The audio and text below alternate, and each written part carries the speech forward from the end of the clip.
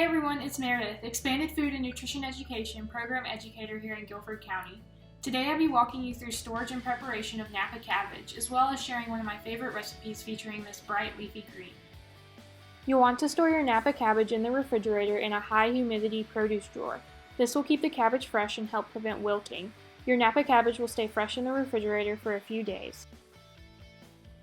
When I'm ready to prepare the Napa cabbage, I'll rinse it under cold running water to remove any dirt or debris. I'll then cut the cabbage into 2 halves.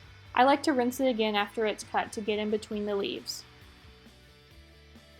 The core of the Napa cabbage is inedible, so I'll use my knife to remove it. I'll make 2 cuts in a triangle shape around the core and it should pop right out. Next, I'll slice the cabbage to the size I'd like. For my recipe, I want the pieces to be pretty thin. If you're using it in another recipe, maybe as a salad base for example, you might want the slices to be a little thicker. You can easily shred it with your hands too. This is a great way to get the kids involved in the kitchen.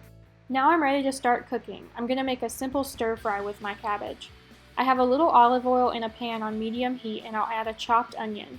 I'll let this cook for a couple minutes, then add the cabbage and cook for another couple minutes.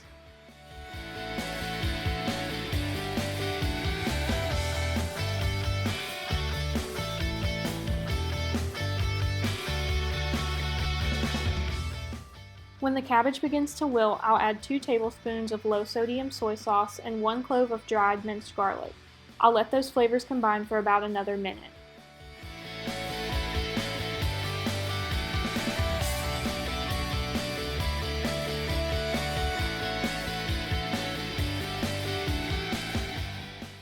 I'll then remove it from the heat, and if I want, I can drizzle a little sesame oil over the top. This cabbage is great on its own as a side dish, but I like to serve it over a whole grain like brown rice or leftover spaghetti noodles if I have them. This time I'm serving over brown rice with some added vegetables.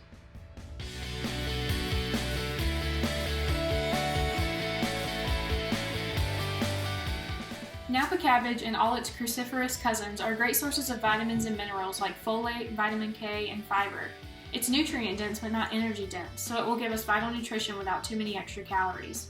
If you'd like more videos like this, leave us a comment on this page. If you'd like to learn more about FNET, please contact your local extension center. I'll put that link in the description as well as a stir-fry recipe.